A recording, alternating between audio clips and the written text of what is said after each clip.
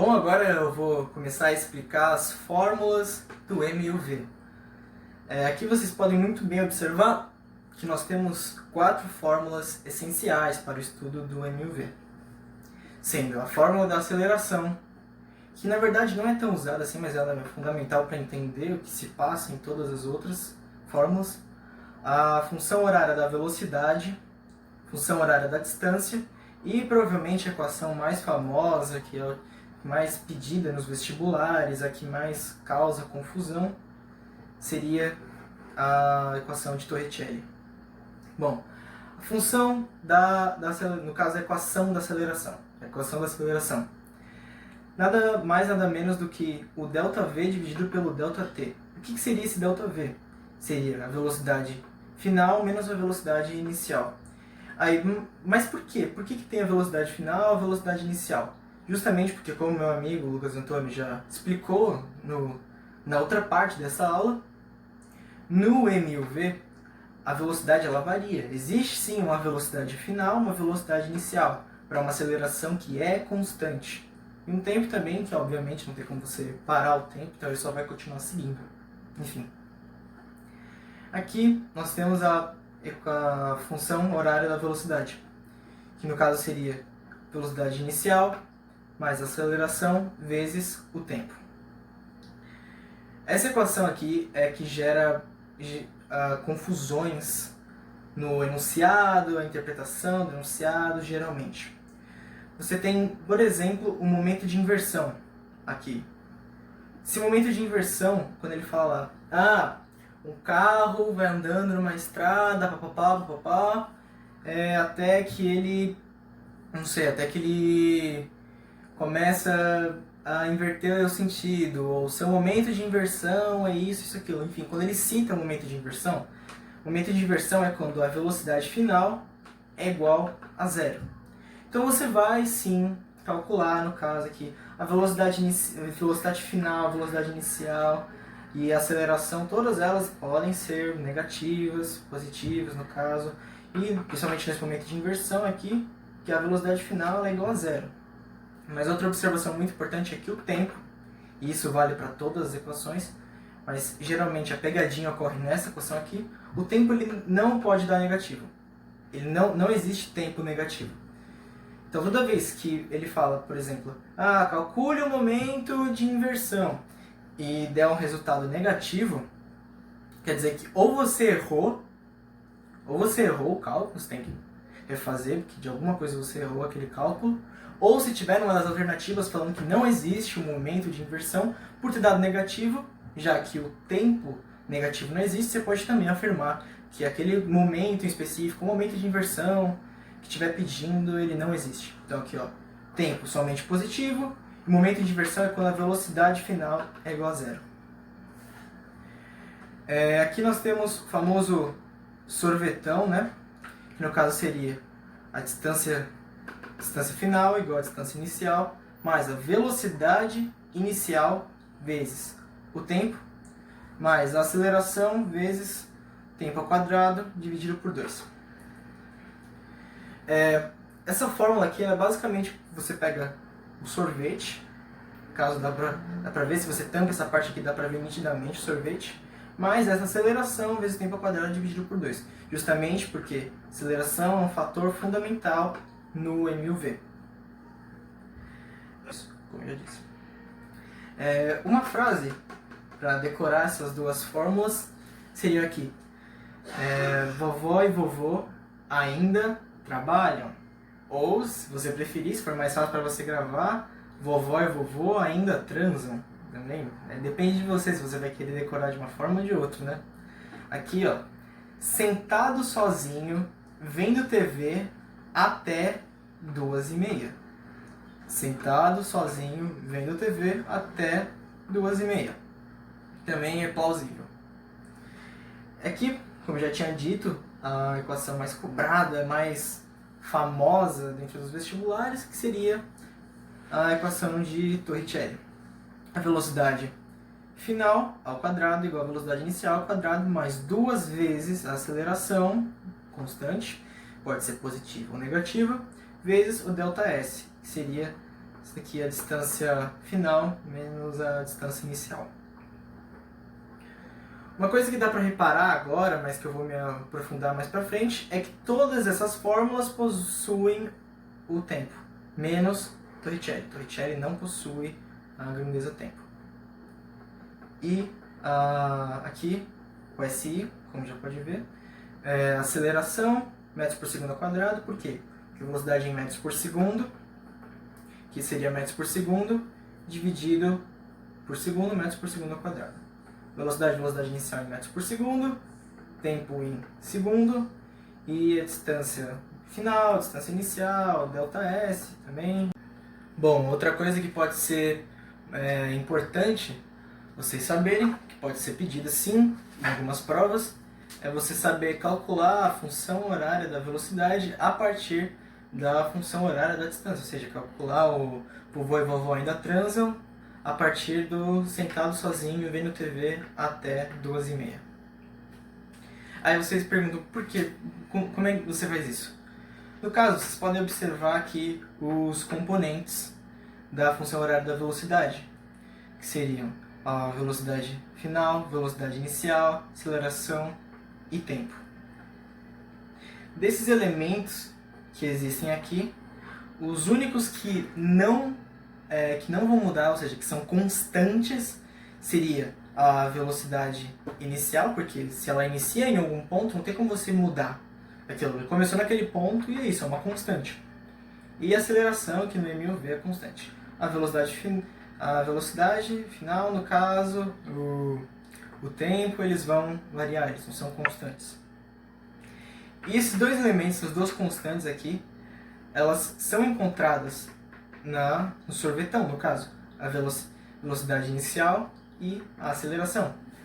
Então aqui, se você pega, por exemplo, essa função horária que já foi dada aqui, ou seja, S igual a 10 menos 12 vezes t mais 6 vezes t ao quadrado dividido por 2.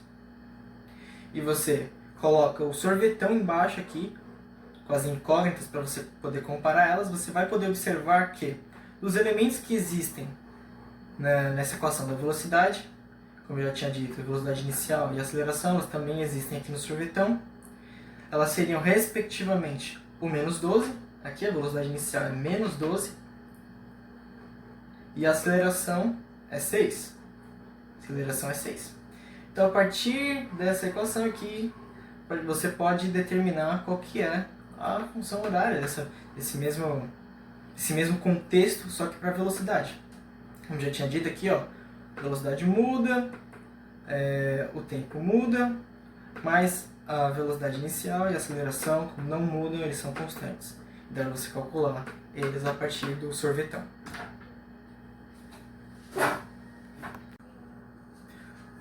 Bom, assim como eu tinha prometido lá na primeira folha, eu vou dar uma esmiuçada maior em um conceito muito fundamental de Torricelli.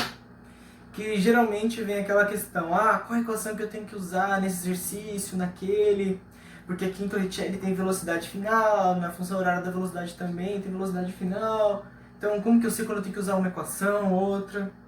Tá tudo na interpretação do problema. No caso, vocês podem perceber aqui na função horária da velocidade, na sorvetão, que eu esmiucei em 2 aqui, para deixar bem clara a incógnita, Torricelli não tem tempo. Aqui, ó, Torricelli não tem o tempo. A função horária da velocidade tem, sorvetão tem dois tempos, tem 2 incógnitas de tempo, são no caso o mesmo tempo, mas só para deixar bem claro que são 2 incógnitas. E Torricelli não tem tempo. Então sempre que o exercício não estiver comentando de nada de momento daquilo, de tempo, de não sei o que, se não tiver nenhuma referência a tempo, quer dizer que provavelmente é para você utilizar Torricelli. E aqui observações que valem para todas as equações do caso, que é quando no exercício, na interpretação do exercício está escrito em algum momento até parar, quando falando, um carro vai andando bonitinho, não sei o que lá, até parar. Ou seja, vamos supor que ele vai com tal velocidade até parar. Qual que foi o tempo que durou nesse percurso? Então esse até parar, ele indica que no final até ele parar, ele vai frear. Quando ele freia, a velocidade final dele vai ser igual a zero. A velocidade inicial está aqui uma ponto de interrogação, porque provavelmente é o exercício que vai te dar, ou você vai ter que calcular ele. Mas o mais importante é que essa expressão aqui, ela indica que a velocidade final é igual a zero. E quando no exercício ainda, ele está dizendo que o carro, o objeto está freando, está acelerando. Se ele está freando, quer dizer que a aceleração dele é negativa.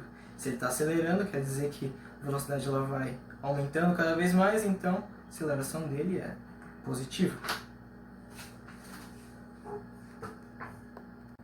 Bom, aqui começa o tópico dos gráficos, no caso, que é, querendo ou não, a parte mais chatinha, que envolve mais interpretação dentro do MUV, mas é fácil de entender. Aqui, ó, no caso, esse daqui é um gráfico de distância pelo tempo. Tudo bem? Um gráfico de distância pelo tempo. Aqui, no caso, vocês podem perceber que, diferente do MU, ao invés de ser uma reta, é uma parábola. É uma parábola.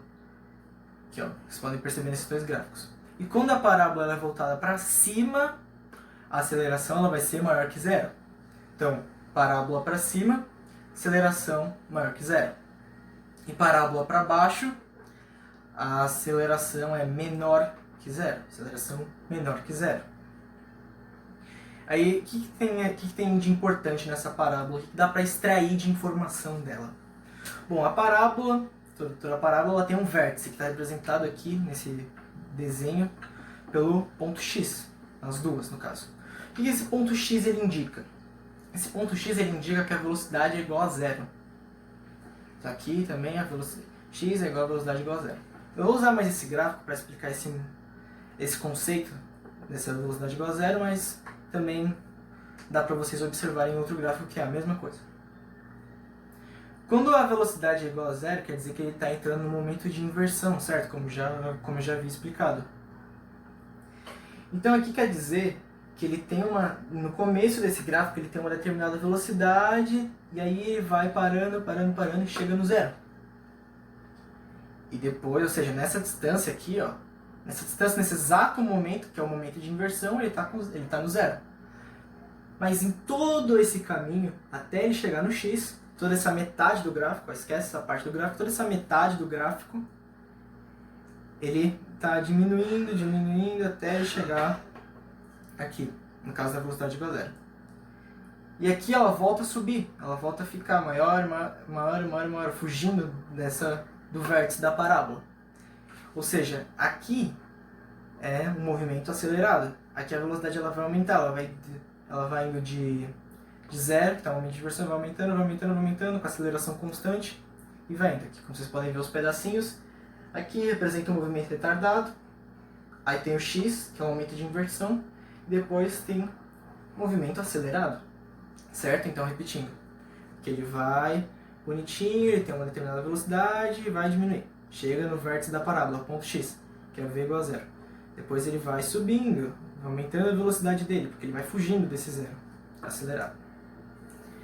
Aqui, no caso, o desenho ele é um pouquinho diferente, porque a aceleração ela é menor que zero, a parábola ela é voltada para baixo, mas é o mesmo conceito. Você tem aqui o X em um determinado momento, determinado espaço e em um determinado tempo. Aqui, no caso, ele vai subindo, ele vai indo até aqui, ele vai indo até o ponto zero, x igual a v igual a zero, depois ele vai fugindo desse zero, dessa velocidade igual a zero. Então aqui ele vai se aproximando do zero e aqui ele foge desse zero. Isso representa que aqui um movimento retardado, quando ele vai subindo, essa colininha aqui, essa parábola, e aqui quando ele está fugindo, quando ele está indo cada vez mais longe desse ponto x aqui, é um movimento acelerado.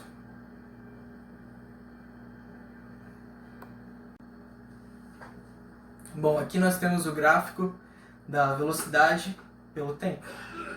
A velocidade dentro do MUV, ela vai mudando, certo? No caso, ela vai acelerando, ela vai cada vez aumentando mais quando é um movimento acelerado, e quando ela vai diminuindo, quando o carro, o objeto está freando, a velocidade ela vai diminuindo, diminuindo, diminuindo. Isso pode ser representado aqui por esses gráficos. Você tem, por exemplo, aqui, ó, quando essa reta ela está indo para cima, ó, quando você tem a velocidade inicial e você tem a velocidade final. Ela está indo para cima, entendeu? Ela vem desse ponto até ela coincidir com essa nova velocidade em um determinado tempo. Ela vai subindo. Se ela vai subindo, a aceleração é maior que zero, logo é um movimento acelerado. Esse gráfico de um movimento acelerado.